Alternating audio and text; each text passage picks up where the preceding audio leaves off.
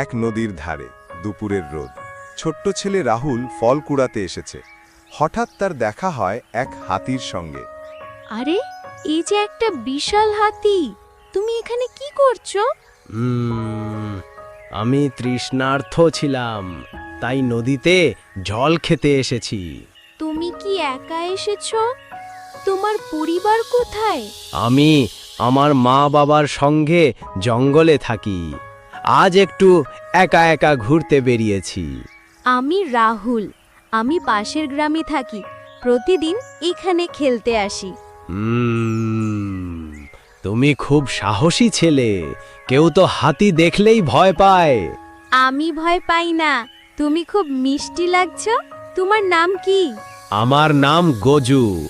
তুমি আমার বন্ধু হবে? অবশ্যই, আমি খুব খুশি হব তোমার বন্ধু হয়ে। আমরা একসাথে খেলবো, গল্প করব। চলো তবে, আমি তোমাকে আমার পছন্দের জায়গায় নিয়ে যাই।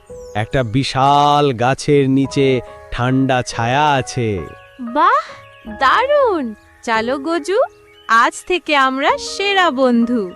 এইভাবে ছোট্ট রাহুল আর গজু হাতির মাঝে গড়ে ওঠে এক অদ্ভুত কিন্তু মজার বন্ধুত্ব।